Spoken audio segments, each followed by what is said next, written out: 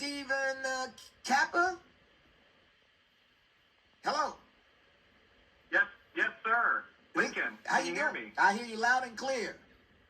This is Dr. Oh, yeah, I'm doing very well. Dr. Kappa from the urology group, correct? Yes, sir, that's right. Thank you so much for having me on. I'm really thrilled to be here and to talk about this veterans event, this 50th anniversary tribute that we have coming up next week for our Vietnam veterans community. That's going to be great over at the Cintas Center next Wednesday. And tell us a little bit about what's going on. We need to get more veterans to participate, more of the Vietnam veterans to participate in this event. And we'll have a website for the veterans to to go on to and register for this big event over at Cintas Center. Tell us a little bit about it, Dr. Kappa. Yeah, thank you. So honorvetsevent.org. That's the website. I'll say it one more time, honorvetsevent.org. So we already have over 1,000 people registered actually for this event. It's going to be a lot of fun. It does take place next Wednesday, so March 29th. That corresponds to the 50th anniversary of the Vietnam War. So we are really excited to host this with many other community partners. So about the event, it's a entertain the troops style variety show. So there's going to be live music. There's a Bob Hope impersonator who I believe you may be introducing for us. And, and we also have a guest speaker, Rocky Blyer, who's a Vietnam veteran himself. And he is also a Super Bowl champion. He's got an incredible story of perseverance, overcoming an injury that he sustained in combat, and then he went on to be part of winning 4 Super Bowls. So he's our guest speaker, but it's going to be a lot of fun. It is, again, we really encourage Vietnam veterans and their families, but any veteran in the community to come, and any community member who wants to support and show tribute to our Vietnam veterans. And this is great. You got 1,000 people already signed up, and that's great. And we hope we can get some more. And especially from the African-American community who are veterans, Vietnam veterans, who always seem to be, they say they're left out on a lot of things. So we hope some of them show up, and give that website address once again so they can register. Yeah, yes, sir. Yeah, we really encourage everybody to come. It's honorvetsevent.org, honorvetsevent.org. And the registration deadline is actually tomorrow, so if you're listening to any of your listeners here, we really encourage you to go today, go tomorrow, sign up for the event. It's free, so there's no charge at all. It's free. It's open to all members of the community. We really encourage our veterans to come. You know, it's a tribute to them and all they've done for us. And our group's had a history of hosting events like these for World War II veterans, Korea War veterans, and now it's the Vietnam veterans' turn. So we're really thrilled to be a part of this, and it's going to be a really fun night together.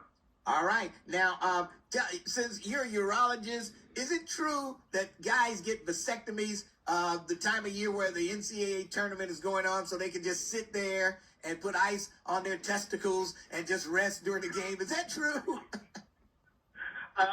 It is absolutely true. Actually, it's funny you mentioned that. I am a urologist, so I care for a variety of conditions, prostate cancer, kidney cancer, but also we do vasectomy. So it's a vasectomy, for the guys who don't know, it's a very safe, effective, long-term birth control method. And guys will time their procedure because they need a couple of days on the couch to recover, like you mentioned, with their frozen peas, their ice. And a lot of guys will time it just before the tournament, the men's basketball tournament, women's basketball tournament. So, I've had already personally several guys last week who timed it well and were able to enjoy the first 2 rounds of the tournament. So we're anticipating for our group a 50.7% increase in vasectomies during March compared to January. So that is crazy. It's definitely something we see. Now, tell me, how hard is it do you get a lot of guys come back and want to reverse the vasectomy? Say, okay, I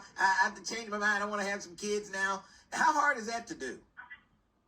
Well, what I tell patients is, are you 100%? Are you 110%? If you sat down with your family, with your wife, and talked about this, and if they are 110% certain that they're all done with having children, then we move forward with it. But it is technically reversible. However, that's a very difficult procedure, and it's more painful than the original procedure. And so we really discourage guys from going in with that mindset. But yes, you can reverse it, but it's more expensive and it's very complicated and doesn't have a 100% success rate. So I tell guys, when you're ready, that's fine. Consider this, a long-term birth control method. But yeah, you can reverse it. But we hope that guys have really thought this through, and when we talk about that in our consults with them. Right.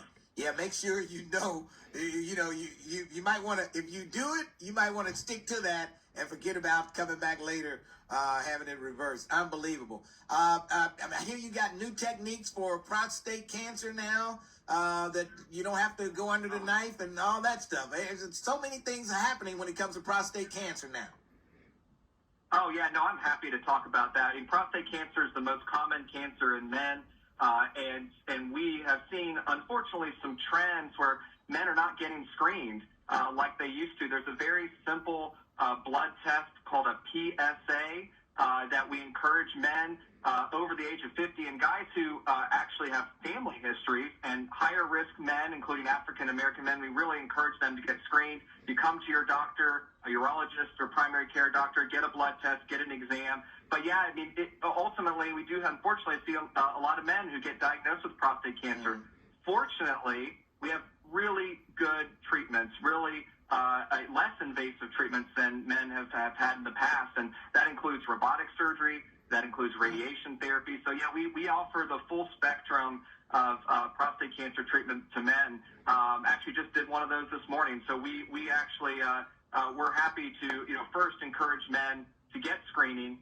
Don't avoid your physician. Go in, ask them about what's appropriate for cancer screening, blood pressure screening. There's a variety of things you need to do. But for men over the age of 50, or if you have a family history, or if you're in a high-risk group, definitely get your PSA, definitely get your exam. And if you are diagnosed with prostate cancer, I tell men, the good news about it's a difficult thing to go through, but the good news about this is there are really good, effective, curative men that we can cure from prostate cancer treatment options, and they're getting better and better every year. So we do have options that are less invasive for men who have other medical issues. We can offer them non-surgical options as well. So it's something I'm really passionate about. I see it every week, and really encourage men just to at least start the screening process if you're the right age, and particularly men who have higher risk factors, the family history, African American race, definitely need to get screened. Now, let me ask you one more question before I let you go. Now, are the PSA numbers for black men and white men, could they be, okay, say a black man had a 3 something PSA and a white guy had the same number? Could it be that the black guy is probably have cancer more so than the white guy? Do the numbers work like that?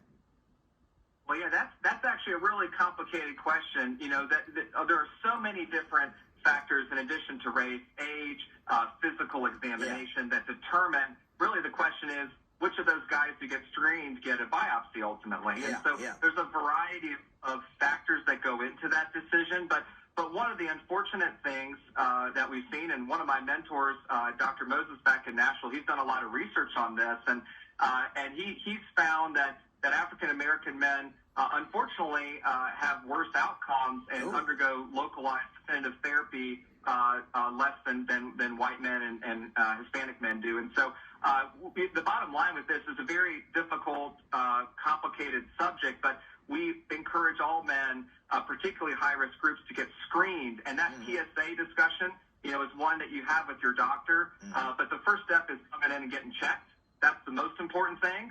And then, we definitely take those other risk factors into consideration when we make that recommendation to men to get a biopsy and then to ultimately get treatment if they're diagnosed with prostate cancer. All right. Hey, doctor, great talking to you. Once again, give that website address so the veterans can take advantage of this free event that's happening at the Cintas Center next Wednesday.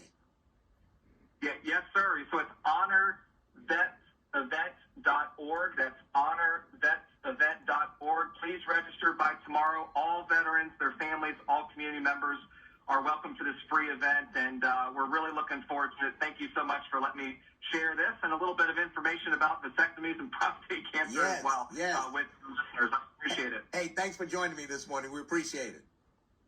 Yes, no problem. Have a good one. All righty. There you go. Yeah. Prostate cancer is real, folks. And these guys out there, they won't get